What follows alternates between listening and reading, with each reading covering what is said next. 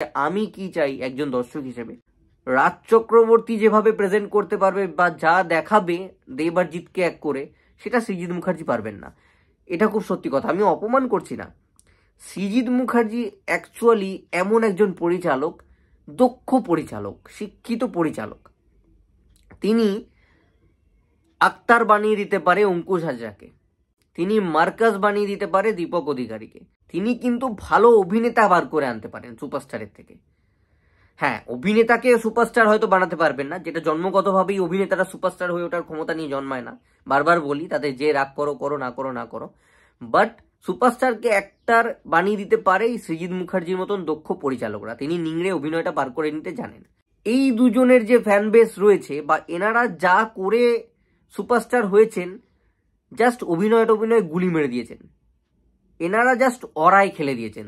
আজ অব্দি দেব বা জিৎ যে নাম হয়েছে বা সুপারস্টার যারাই হয়েছে, তারা জাস্ট তাদের প্রেজেন্স, তাদের অরা দিয়েই হয়, তাদের ম্যাজিকটার জন্য তারা সুপারস্টার হয়।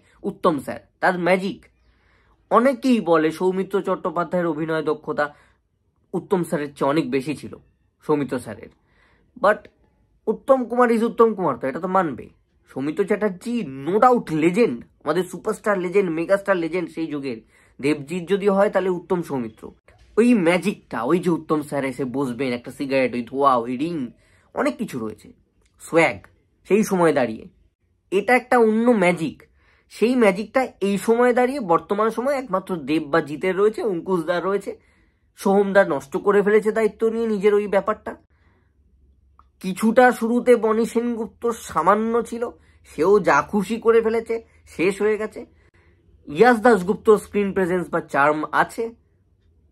অভিনয় নিয়ে আমি কিছু বলছি না, সেটা তো তার ফ্যানেরা বা দর্শক ওভারঅল বলবে। এখন কোনো ছবি নেই, আমার বলবার কিছু নেই। মানে মোদ্দা কথাই দেব আর জিতকে আমি ধরেই চললাম, চলো, যেহেতু তাদের কথাটা আসছে। তাদের না প্রেজেন্টেশনও সেইভাবে হওয়া দরকার। আর সেই প্রেজেন্টেশনটা, ওই ম্যাজিক ওয়াইজ, ওই অরা ওয়াইজ, ওই সুপারস্টারের প্রেজেন্টেশনটা রাজ চক্রবর্তী জানেন কিভাবে করতে হয়। ওটা সৃজিত মুখার্জি আবার জানেন না, ওটা আবার রাজ চক্রবর্তীর ডিপার্টমেন্ট।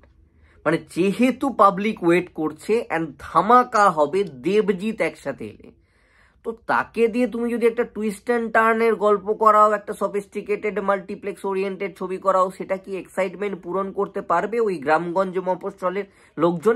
দিন আনা দিন খাওয়া কোনো রকমে চলে সেই মানুষগুলো, যারা কম টাকায় টিকিট কেটে সিনেমা হলে গেছে এক সময়, দেবজিৎকে দেবজিৎ বানিয়েছে, তারা কি দেখতে আসতে পারবে?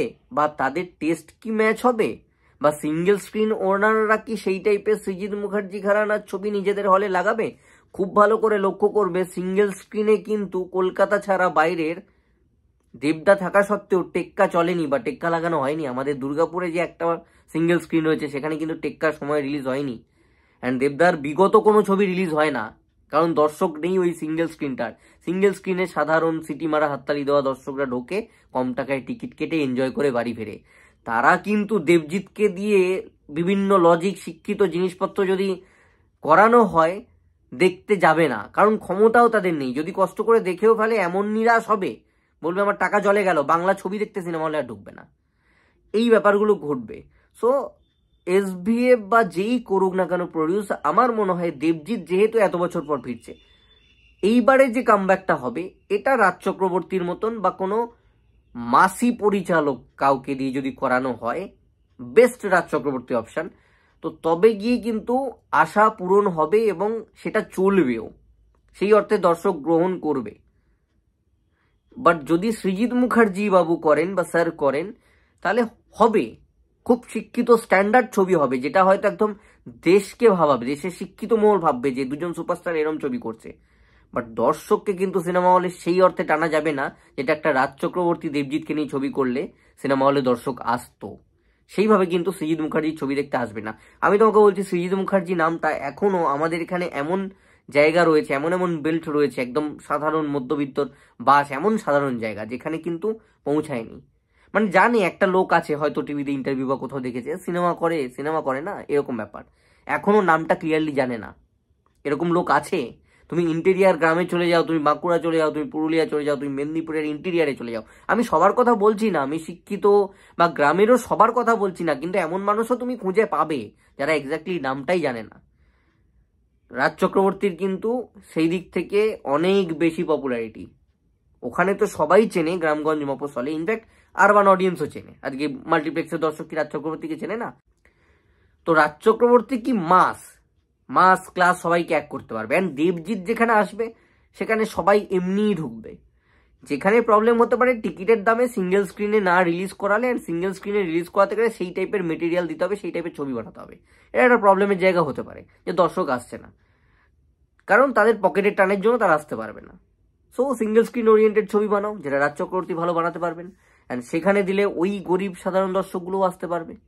মাল্টিপ্লেক্সের দর্শক এমনি আসবে যাদের ক্ষমতা আছে, আজকে এমনি ফ্যানেরা টিকিট কেটে যাবে, শিক্ষিত অডিয়েন্স সৃজিত মুখার্জির নামে আসবে, স্টার ডিরেক্টর সৃজিত মুখার্জি, দেবজিতের ইন্ডিভিজুয়াল ফ্যান ফলোয়িং, সবাই টিকিট কেটে দাদাদের নামে যাবে, দুজন এক হচ্ছে, ওই দর্শক আসবে। বাট ওই যে যারা একদম টিকিট কেটে সিটি মারতে মারতে সঙ্গীত বাংলায় বেরিয়ে যারা বানিয়েছিল না দেবাজিৎকে দেবজিৎ, তারা কিন্তু সৃজিত মুখার্জি দেবজিৎ এই ট্রায়ও আসবে, সেই অর্থে কিন্তু দেখতে আসবে না। যদি আসেও তাদের সঙ্গে তো ওই অ্যাটাচমেন্টটা তৈরি হবে না। সৃজিত বাবু যেরকম ছবি বানান, তো তারা খারাপ বলবে ছবিটাকে দেখে, আর ওয়ার্ড অফ মাউথ খারাপ ভেবে মাল্টিপ্লেক্সের দর্শকও তখন আশা কমে যাবে, তারা সিনেমা হলে আর ঢুকবে না, বলবে সবাই তো বলছে খারাপ হয়েছে ছবি, তো মাল্টিপ্লেক্সের দর্শক আসবে না, কালেকশনে আমরা এফেক্ট দেখতে পাবো।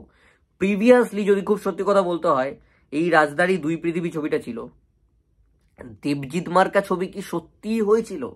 হয়নি। কিন্তু যতই দুই পৃথিবী গান আমরা বলি, যতই দেব আর জিৎ আছে আমরা বলি, ইমোশন সব ঠিক আছে, মানুষ অ্যাকসেপ্ট করেছিল বা মানুষ ভালো লাগিয়েছিল কারণ দেবজিৎ একসঙ্গে, ওইটুকু রিজন যে একসঙ্গে দুজন সুপারস্টার সেই সময় পিক ফর্মে কি করছে। বাট দেবজিৎ মার্কা কি সিনেমা?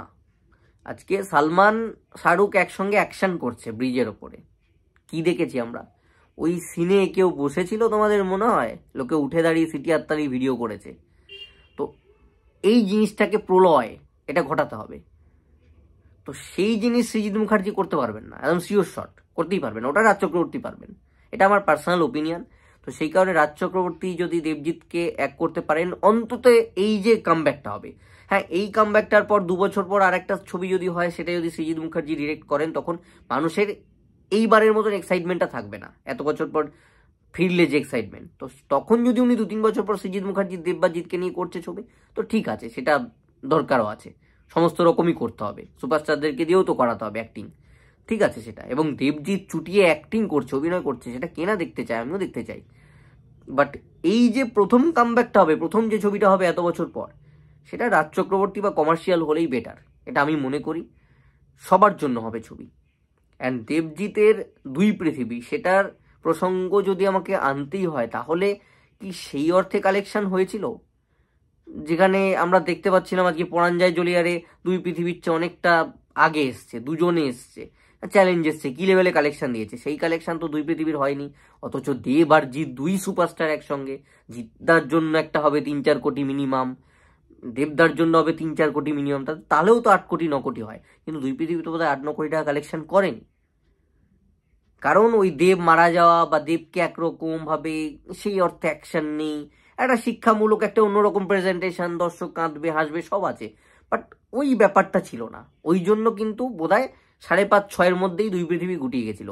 তোমরা ফুটফলসের হিসেবে আনতে পারো, বাট ফুটফলস দিয়ে যদি আমি বিচার সেই সময় দাঁড়িয়েই করি, তাহলে চ্যালেঞ্জের কালেকশন তো দুই পৃথিবীর চেয়ে বেশি, তাহলে সেটার কি লেভেলে ফুটফলস ছিল শুধুমাত্র একা দেবের?